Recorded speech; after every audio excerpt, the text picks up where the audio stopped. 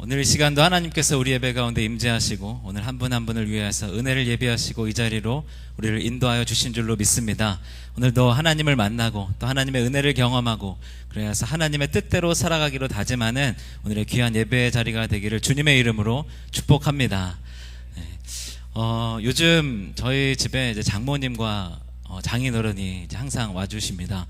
왜냐하면 이제 저희 이제 막내 아기를 봐주시기 위해서 항상 이제 오시는데요.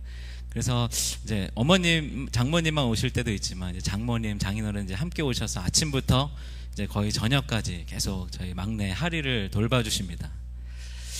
그런데요, 이제 저는 이제 교회에서 좀 늦게 끝나서 저녁을 먹고 가는 경우들이 많아가지고 이제 대부분 늦게 들어가서 이제 먼저 장모님, 장인어른이 가신 다음에 제가 이제 집에 도착을 하거나 아니면 제가 이제 집에 도착했을 때 그때쯤에 이제 또 장모님, 장인어른이 이제 다시 나가시거나 그래서 사실은 집에 이렇게 같이 저희 그 장모님, 장인어른과 같이 보내는 시간이 그렇게 많지는 않습니다. 근데 이제 지난번에 이제 한 번은 제가 좀 일찍 이제 집에 들어가게 되면서 이제 좀 저녁 이른 시간부터 장모님, 장인어른과 계속 같이 있게 됐습니다. 제가 이제 결혼한 지 이제 14년이 됐는데요. 근데 장모님, 장인어른하고 이렇게 되게 친밀하게 친하게 지내는 그런 사위들도 있는데 저는 약간 아직도 좀 이렇게 어색합니다. 근데 처음에는 원래 이제 제가 다니던 교회에서 아내를 만났고 그래서 어렸을 때부터 장모님, 장인어른 또 저희 부모님, 저희 아내 입장에서는 시댁 시부모님도 다 어렸을 때부터 다 알고 있어서 굉장히 편하게 지냈었는데요. 근데 제가 이제 목사 안수를 받고 난 다음부터 좀 장모님, 장인어른이 갑자기 좀 중간중간에 존댓말을 쓰시고 이렇게 좀 불편해 하시면서 저도 약간 좀 이렇게 불편해지는, 약간 좀 어색해지는 그런 관계가 됐습니다. 그런데 이제 집에 일찍 들어가서 계속 이제 장모님, 장인어른하고 같이 시간을 보내면서 그날따라 또 저희 아내가 회사 일이 좀 늦어져서 이제 늦게 집에 돌아오게 됐는데요. 근데 이제 같이 이제 식사도 하고 이제 아기도 보고 막 이제 같이 얘기도 나누는데요. 그 시간이 이상하게 좀 어색하고 불편하더라고요. 저희 집에 있는데 저희 집에 있는 것 같지 않고 뭔가 불편하고 어색하고 자꾸 방에 들락날락거리고 막 다른 게 있는 것처럼 왔다 갔다 하고 이제 오랫동안 이렇게 같이 앉아있지를 못하고 그러는 저의 이제 어색해하는 모습을 깨닫게 됐습니다. 아마도 이제 뭐 장모님, 장인어른 앞에서 막 이렇게 함부로 막 편안하게 행동할 수는 없는 거겠죠. 근데 만약에 이제 안 계셨다라고 한다면 뭐 이제 소파에서 막 벌렁 누워가지고 하리랑 이제 아기랑도 놀아주고 아니면 막 좀 오버하면서 장난치면서 아기랑도 이제 놀고 그랬을 텐데 이제 장인어른, 장모님이 계시니까 막 재밌게 놀아주지도 못하고 애들 부를 때도 막 하리야, 막 하이마 이러면서 이제 부드럽게 부르고 약간 그런 저의 모습을 이제 발견하게 됐습니다. 근데 아마도 어쩌면 당연한 거겠죠. 이렇게 너무 편해하지 않고 막 이렇게 마음대로 행동하지 않는 것. 저희 아내 입장에서는 또 시댁 부모님, 시부모님이 오셨을 때 또 마찬가지로 부모님이지만 약간 어색하면서 조심스럽게 행하는 부분들이 아마도 다 있을 겁니다. 그런데요, 우리가 이제 하나님의 임재 가운데 살아간다, 우리 삶 가운데 늘 하나님이 동행하신다 라고 하는데요, 그런데 하나님이 우리와 늘 함께하여 주실 때에 그렇다고 한다면 우리가 그 하나님의 함께하여 주심을 날마다 의식하면서 막 불편해하고 어려워하는 것은 아닐지라도 조심스럽게 행하면서 하나님의 뜻에 거스르지 않도록 그렇게 집중하면서 살아가는 것이 우리의 신앙생활이 되어야 할 터인데요, 예를 들어서 뭐 장모님, 장인어른이 불편하다고 해가지고 우리 집에 오지 마십시오 뭐 그러면서 다른 데 있다가 피하다가 제가 들어간다든지 그렇게 한다면은 그거는 이제 좀 어리석한 그런 행동이겠죠. 근데 하나님을 우리가 믿는 사람으로 우리의 삶 가운데 늘 동행하여 주신다, 임재하여 주신다 라고 하는 것을 믿는 사람들이라고 한다면 우리의 삶 가운데 날마다 그것을 의식하면서 조심스럽게 거룩함으로 성결함으로 행하여야 되는 것이 분명한데요, 그렇게 하지 못할 때가 있습니다. 그런데 우리가 하나님을 알지 못하여서, 느끼지 못하여서 그렇게 살아가는 경우들도 있지만 우리는 분명히 하나님이 지금 이 시간도 우리 가운데 함께 하신다라고 하는 것, 나의 삶 가운데 동행하신다라고 하는 것을 믿고 알고 있으면서도 그것이 불편한 경우들이 있습니다. 오늘 우리가 읽었던 사무엘상 6장의 말씀, 우리가 1절부터 끝절까지 읽어서 이제 많은 부분을 함께 읽었는데요, 이 말씀을 보게 되면 이렇게 하나님의 그 임재에 대해서 불편하게 여겼던 사람들이 등장을 합니다. 먼저 이제 지난 시간에도 함께 나눴지만 이스라엘이 블레셋과의 전투에서 하나님의 여호와의 궤, 언약궤를 빼앗기게 됩니다. 지난 시간에 함께 보았던 5장의 말씀을 보게 되면 그 언약궤가 이제 블레셋 지역에 가서 아스돗 그 다곤 신전에서 이제 놀라운 일들을 행하고, 그리고 이제 가드로 또 이곳저곳으로 에그론으로 옮겨가면서 그곳에서 하나님의 그 궤는 가만히 있지 않고 그 블레셋 사람들에게 독한 종기를 이르내고, 그래서 그 성을 멸하고 그 사람들이 사망의 환난 가운데 처하도록 하셨습니다. 그래서 여호와의 손이 역사하였다라고 하는 그 말씀을 지난주에 나눴었는데요. 지금 오늘 이 6장 1절 말씀에는 그렇게 시간이 흘러서 벌써 7달이 되었다라고 기록하고 있습니다. 아직 블레셋 지역 가운데 여호와의 궤가 머물러 있는 것입니다.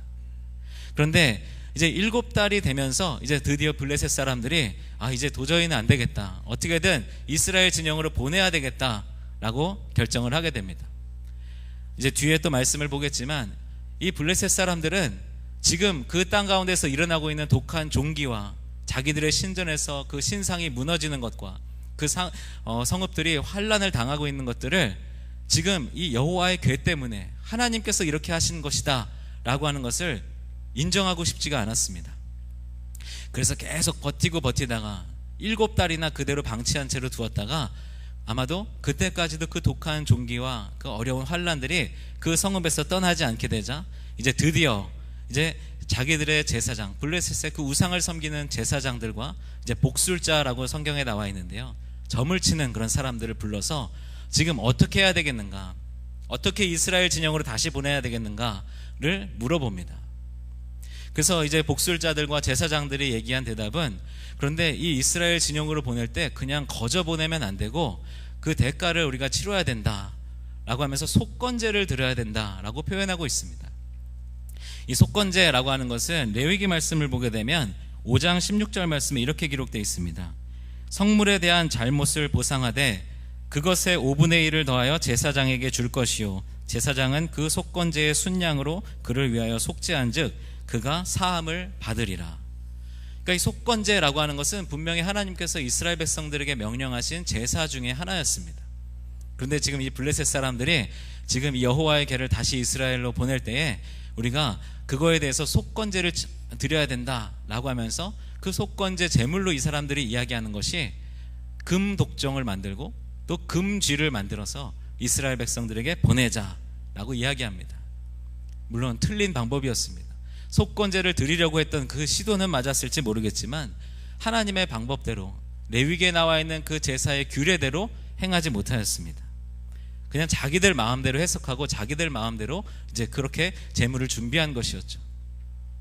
지금 이 블레셋 사람들의 목표는 지금 7개월간이나 계속된 자기들 땅 가운데에서 일어난 그 독한 종기와 사망의 환난으로부터 벗어나는 것, 이것이 목표였지, 아까 말씀드린 레위기 그 말씀의 속건제 제물은 자기가 성물을 범하였을 때, 어쩌면 또 다른 사람들에게 해를 끼쳤을 때 드리는 것이 속건제인데, 그러면서 하나님의 그 죄사함을 받도록 하는 것에 목표가 있는데, 지금 이들은 회개의 목적이 아니라 그냥 지금 이 독한 종기에서 사망의 환난에서 벗어나는 것, 그래서 그들이 생각해낸 것은 금 독종과 금쥐를 만들어서 이스라엘에게 보내는 것, 이것이 방법이었습니다. 그러니까 끝까지 계속해서 하나님을 제대로 인정하고 싶지 않은 것입니다. 7개월이 걸릴 때까지 그대로 방치하면서, 이제 뒤에 말씀 보겠지만 이 블레셋 사람들은 마지막까지도 이것이 여호와에 의해서, 이스라엘의 신에 의해서 일어난 것이 아니라고 끝까지 생각하려고 하고 있습니다. 하나님을 믿지 않는 사람들, 세상의 우상 가운데 마음을 빼앗기고 살아가는 사람들, 하나님을 모르는 사람들, 그들이 하나님을 인정하게 되는 것이 이렇게 참 어려운 일입니다. 이미 세상 가운데 물질의 문화 속에서 또 자기의 이기적인 그런 욕심을 향하여서 또 정직하지 못함과 또 음란과 탐욕과 부정 가운데서 살아가는 그런 세상의 악한 문화들 가운데 이미 물들어 있는 그런 사람들이 하나님을 인정하게 되는 것이 이렇게 어렵습니다. 그리고 자기들의 방법대로, 자기들에게 이해가 되지 않고 자기들의 지식과 지혜의 범위 안에서 받아들일 수 없는 것들은 그것을 인정하지 않는 것, 이것이 지금 세상 가운데 하나님을 모르고 살아가는 사람들의 모습입니다. 지금 이제 블레셋 사람들은 그렇게 행동하고 있는 것입니다. 이제 7절 말씀을 보게 되면 이제 그래서 이스라엘 진영으로 이제 그 여호와의 궤를 돌려보내게 되는데요. 지금 이들이 준비한 방법은 젖이 나는 소들을 준비합니다. 그러니까 이제 암소들을 준비하는 것이죠. 그러면서 이 젖이 나는 소들에게서 송아지를 떼어냅니다. 이 얘기는 지금 막 자기의 새끼 송아지들에게 젖을 먹여야 되는 그 어미소들을 지금 새끼는 떨어뜨리고 그 어미소들을 데리고 와서 이 여호와의 궤를 끄는 그 수레를 끌도록 하게 했다라고 하는 것입니다. 우리가 잘 알고 있는 동물의 가장 큰 본능이 무엇입니까? 자기의 그 새끼들을 지키는 것이 큰 본능인데요. 아마도 지금 이 블레셋 사람들은 지금 우리에게 너무 피해가 크니까 어떻게든 이스라엘 진영으로 돌려보내야 되겠다라고 하면서도 그런 중에 지금 이 수레가 베세메스 땅으로 이스라엘 진영으로 온전히 가지 않으면 이것은 그냥 우연히 일어난 일이다. 하나님, 저 이스라엘의 신이 그렇게 한 것이 아니라 그냥 우연히 일어난 일이다 라고 생각하려고 했던 것입니다. 그러면서 당연히 소가 자기들의 새끼들을 걱정하면서 수레를 제대로 끌지 못하고 가도록 그 어미소에게 자기의 송아지들을 떼어놓고 수레를 끌게 하는 것입니다.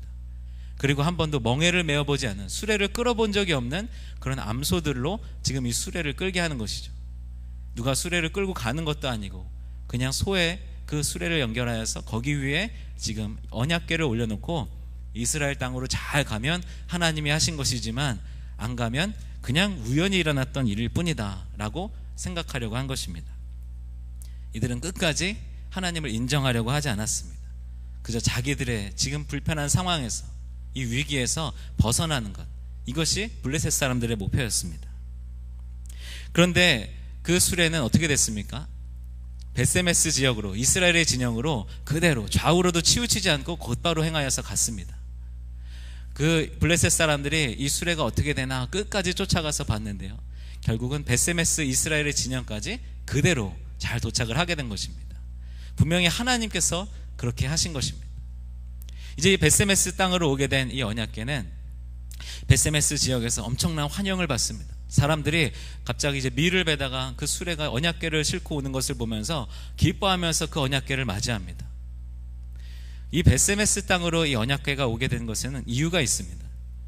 여호수아서 말씀을 보게 되면, 여호수아 21장 말씀에 보게 되면 거기서 이제 이 이스라엘 백성들에게 각 지파별로 땅이 분배되어지는데요, 특별히 아론의 자손들 제사장 가문에게 분배된 지역 중에 이 베세메스라고 하는 지역이 포함되어 있습니다.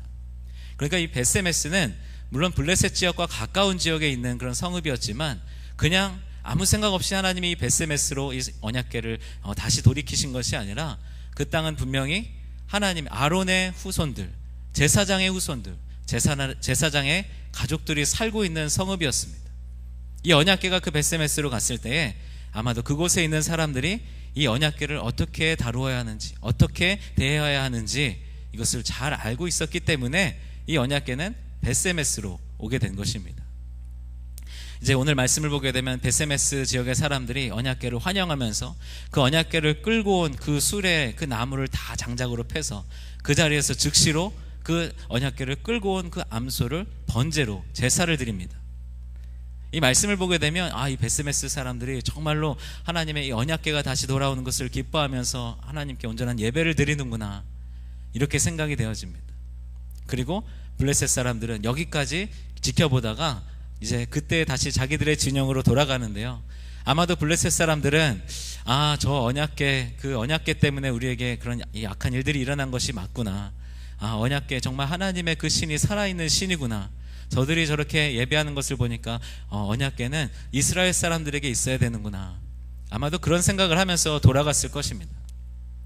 오늘의 6장의 말씀이 사실은 여기까지만 딱 기록되어 있다라고 한다면 그냥 하나님께서 여호와의 손이 블레셋 지역 가운데서 행하여서 블레셋 사람들을 멸하신 것, 그들에게 하나님께서 역사하신 것, 이것으로 그냥 오늘의 6장의 말씀이 마무리되었을 터인데, 그런데 오늘의 말씀은 계속 또 다른 사건으로 이어지고 있습니다.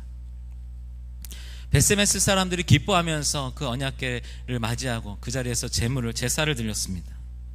사무엘상 6장 19절 말씀에는 근데 이렇게 기록되어 있습니다. 베세메스 사람들이 여호와의 궤를 들여다본 까닭에 그들을 치사 5만 70명을 죽이신지라 여호와께서 백성을 쳐서 크게 살육하셨으므로 백성이 슬피 울었더라. 이제 이스라엘 땅으로 돌아왔습니다. 아론의 후손들, 제사장의 후손들이 살고 있는 지역으로 돌아와서 그 사람들이 기뻐하면서 예배를 드리고 번제를 드리면서 그 언약궤를 맞이하였습니다. 그런데 그 땅의 사람들이 그 언약궤를 들어보면서, 오늘 이제 성경에는 괄호를 하고선 5만 70명이다라고 되어 있습니다. 그런데 이게 5만 70명이라고 하는 건 성경에는 여러 가지 그 번역들이 있는데요. 이제 70인역이라고 하는 그 번역에는 이제 5만 70으로 되어 있었는데, 더 나중에 발견된 그 히브리서 원본 그 번역에는 이제 70명으로 되어 있어서 이 성경에 5만 하고 가로가 되어 있지만 사실은 70명으로 이렇게 해석하는 그런 성서학자들이 있습니다. 어찌되었건 지금 이 언약궤가 들어왔을 때 민수기 말씀에는 그 언약궤는 반드시 다른 것으로 덮어서 그냥 사람들이 바로 볼 수 없도록 하라라고 되어 있었는데, 그렇게 하지 않고 지금 이 벳세메스 사람들이 호기심 때문에 봤는지 무엇 때문에 봤는지 모르겠지만 그 언약궤로 몰려들어서 그 언약궤를 들여다보다가 지금 많은 사람들이 죽임을 당하게 된 것입니다. 어쩌면 이 벳세메스 사람들은 언약궤가 올 때 기뻐하면서 제사를 드리고 예배를 드렸지만 이것은 그저 자기들의 생각대로 자기들의 방법대로 행했던 것, 그것이 이 벳세메스 사람들의 잘못이었습니다. 사실 이 언약궤가 나중에 다시 다윗성으로 돌아올 때에 다윗도 이러한 실수를 하게 됩니다. 사무엘하 6장을 보게 되면 이제 그 언약궤를 다윗이 다시 다윗성으로 들여오고자 할 때에 이제 좋은 수레를 준비하고 또 그때에도 수레를 통하여서 언약궤를 실어오게 되는데요. 그런데 그런 중에 이제 수레를 끌면서 이제 나귀가 놀라서 움찔하는 순간에 그 법궤가, 언약궤가 흔들리자 이제 웃사라고 하는 사람이 그 언약궤를 만졌다가 그 자리에서 죽임을 당하게 됩니다. 왜냐하면 이 언약궤는 사실은 레위 지파 사람들이 어깨에 메고선 걸어가야 이렇게 이동했어야만 하는 것인데, 다윗이 그 방법을 제대로 기억하지 못하고 그냥 자기의 열정과 자기의 뜻대로 언약궤를 다시 가져오려고 하다가 그런 안 좋은 일을 경험하게 되는 것이죠. 오늘 이 벳세메스 사람들은 지금 이 언약궤를 맞이하면서 예배를 드리고 또 기뻐하였지만 사실은 이들이 드린 예배에도 문제가 있었습니다. 이들이 그 언약궤를 끌고 온 그 암소를 제사를 드렸다라고 했는데요, 레위기 1장 말씀을 보게 되면 사실은 이 번제에 드리는 그 제물은 암소가 아니라 반드시 흠없는 수송아지를, 수소로만 그 번제를 드려야 했는데, 지금 이 벳세메스 사람들은 그 번제를 드리는 방법도 제대로 알지 못하고 언약궤를 어떻게 다뤄야 하는지도 알지 못하고 덮어주지도 않고 그냥 자기들 마음대로 들여다보면서 결국 이러한 지금 화를 당하게 된 것입니다. 어쩌면 이 벳세메스 사람들은 언약궤가 자기들의 땅으로 돌아올 때에 이제 언약궤가 우리에게 있으니까 우리에게도 큰 복이 임하겠구나, 자기들에게 임하게 될 그 복, 그 축복, 하나님의 은혜만을 생각했을지 모르겠습니다. 이들이 어떻게 섬겨야 하는지, 하나님의 말씀은 무엇인지, 하나님의 방법은 무엇인지 그것에는 제대로 집중하지 못하고 자기들의 생각대로만 섬겼던 것. 결국 벳세메스 사람들은 이 언약궤를 다시 기랏 여아림이라고 하는 성읍으로 다른 곳으로 보내기로 결정을 합니다. 어떻게 보면 앞서 이야기됐던 블레셋 사람들과 크게 다를 것이 없어 보입니다. 지금 자기들에게 지금 언약궤가 왔을 때 그 언약궤로 인하여서 지금 화를 당하니까, 어려운 일을 당하니까 그것을 불편하게 생각하면서 이걸 또 다른 성읍으로 보내야 되겠다. 블레셋 지역에서 일어났던 그런 일들이 그대로 이 벳세메스 지역에서도 일어나고 있는 것입니다. 그런데요, 아까 다윗의 얘기를 말씀드렸는데요, 그런데 다윗은 그렇게 언약궤를 가져오려다가 실패하고 난 다음에 안 되겠다, 언약궤 가져오면 안 되겠다, 다른 곳에 두어야 되겠다, 이렇게 결정한 것이 아니라 그 다음 다윗이 행하였던 것은 레위기에 정해져 있는 그 말씀대로, 하나님의 율법대로 그 언약궤를 레위 지파의 제사장들에게 짊어지게 하여서 다시 다윗성으로 돌아오게 합니다. 다윗에게 중요했던 것은 그 언약궤를 통하여서 자기가 축복받는 것, 자기가 은혜를 누리는 것, 이것이 아니라 정말로 하나님의 임재 가운데 거하기를 사모하는 것, 이것이 다윗의 마음이었기 때문에 다윗은 어떻게든 하나님의 방법대로 다시 언약궤를 다윗성으로 가지고 오게 되는데요, 오늘 벳세메스 사람들은 그렇게 하지 못했습니다. 자기들의 뜻대로 했는데, 자기들의 생각대로 했는데 안 되니까, 자기들이 원하는 것을 얻지 못하니까 그것을 다시 다른 성읍으로 돌려보내는 것입니다. 오늘 제가 이 설교의 제목을 언약궤가 불편한 사람들이라고 하는 제목으로 지었는데요, 언약궤가 불편한 사람들, 먼저는 블레셋 사람들이었습니다.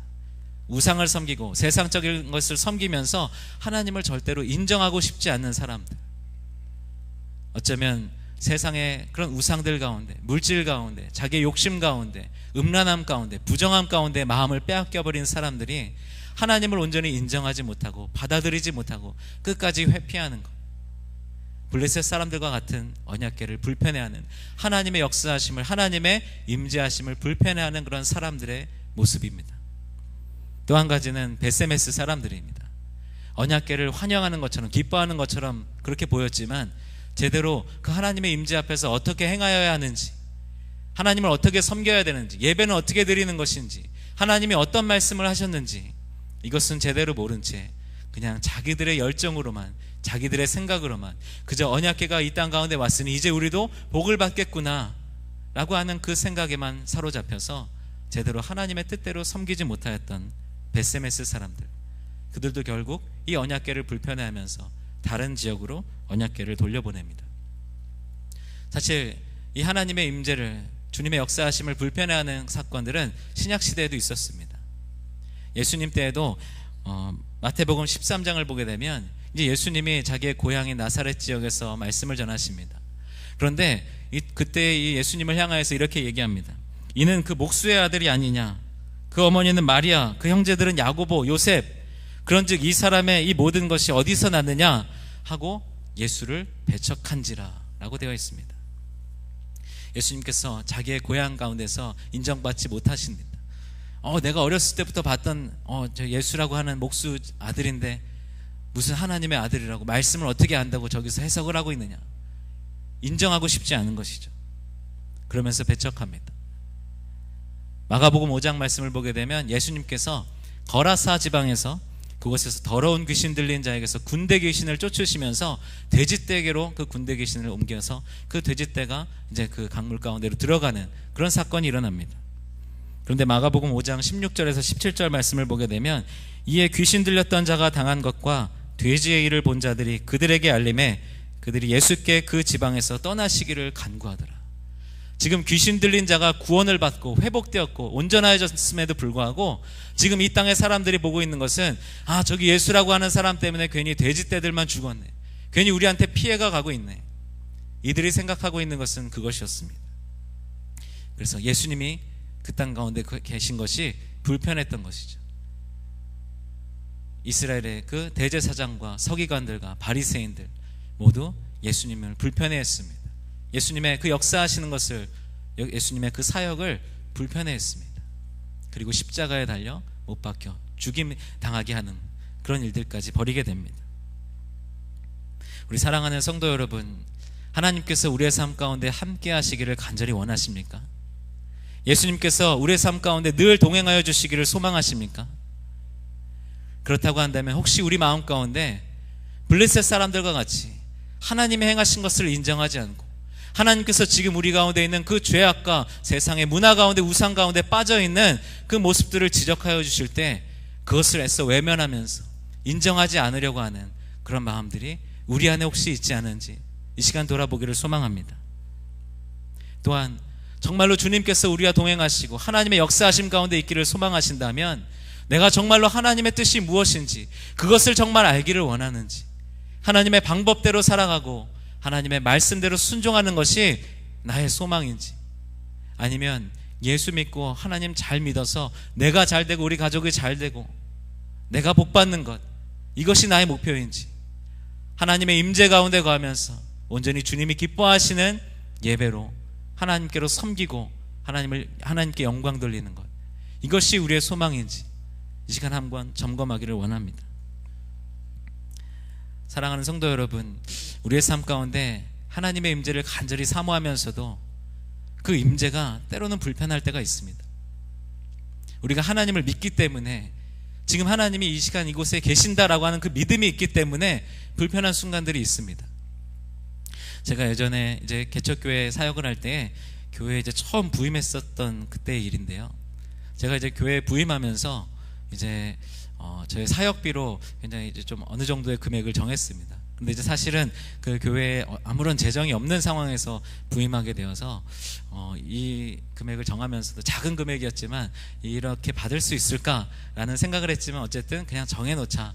그리고 그 이상이 들어오든 그 이하가 들어오든 그 이상이 들어와도 이만큼만, 그 이하가 들어오면 할 수 없고, 이렇게 이제 정하면서 사역을 시작했는데요. 근데 참 감사하게도 이제 성도님들도 좀 이제 한 분 한 분 오시고, 또 그 다음에 이제 여러 교회에서 또 후원도 해주시고 하면서 재정이 제가 정한 그 사역비보다는 더 많은 재정들이 이제 교회 안에 재정으로 들어왔습니다. 물론 이제 교회 이제 식사나 여러 가지 교회 사역에도 이제 필요한 비용들이 있었지만, 그렇게 비용들을 다 사용하고 제 사역비를 다 하고 나서도 이제 그 조금씩 재정이 이제 여유가 생기는 겁니다. 그런데 이제 그런 상황 중에 또 어떤 분들이 이제 조금씩 헌금을 해주시고 후원을 해주십니다. 그런데요, 이제 어떤 분들은 이제 후원을 해주시면서 이런 분이 계시더라고요. 아, 이거는 교회에 드리는 게 아니고 목사님께 드리는 겁니다. 목사님 가정에 드리는 후원입니다 라고 하면서 이렇게 딱 설명해 주시고 주시는 그 후원금은 참 이렇게 편안했습니다. 그렇게 하고, 아, 이건 그럼 저희 가정에서 이렇게 사용해야 되겠네. 물론 이제 거기서 또 이제 11조를 드리고 하지만, 그런데 이제 그냥 교회로 이제 후원해 주시는 후원들, 그런데 그 후원금들이 이제 조금씩 여유가 생길 때에 나중에 이제 그 예산들을 이제 정산하면서 결산하면서 나아갈 때 어느 순간에 갑자기 마음속에 전혀 그런 마음이 없었는데 순식간에 욕심의 마음이 생기는 것을 경험했습니다.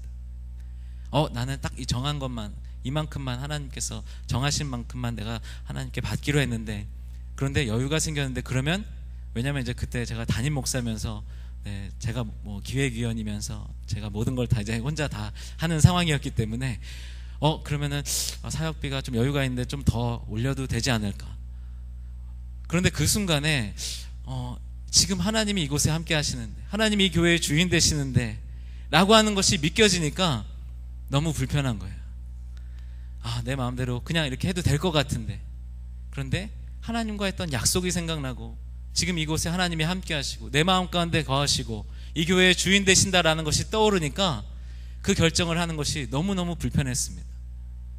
결국에는 그렇게 하지 않고 원래 정한 대로 그냥 그 더 여유 있는 재정은 그대로 두고 다시 이제 당회를 하면서 성도님들께 그대로, 몇 분 안 됐지만 다 그대로 보고했습니다. 이제 그런 재정의 싸움들, 하나님이 계시다라고 하는 것, 이 믿음이 있을 때 우리 안에 불편해지는 그런 순간들이 있는데요. 오늘 이 시간 우리 사랑하는 성도 여러분, 하나님이 우리와 함께 하시는 것이 불편한 성도가 되지 마시고, 하나님이 우리와 함께 하시기 때문에 더 거룩함으로, 더 주님 앞에 성결함으로 행할 수 있는 그 은혜를 누리시는 여러분들이 되시기를 주님의 이름으로 축복합니다. 오늘 이 언약궤가 불편했던 사람들, 하나님의 임재가 불편했던 사람들, 그들은 그래서 결국은 그 언약궤를 다른 곳으로 보내고 하나님의 임재로부터 벗어나는 것을 결정했지만, 오늘 이 시간 우리 마음 가운데 찔림이 있을지라도, 어떤 결정을 할 때에 하나님이 함께 하시는 것이 믿겨지기 때문에 그 결정이 나에게 손해가 되는 결정이라고 할지라도 하나님 앞에 정직하게 행하는 것, 하나님이 오늘 이 시간 우리와 함께 하시는 것이 불편하지 않은 주님 앞에 거룩하게 행하시는 저와 여러분들 되시기를 주님의 이름으로 축원합니다.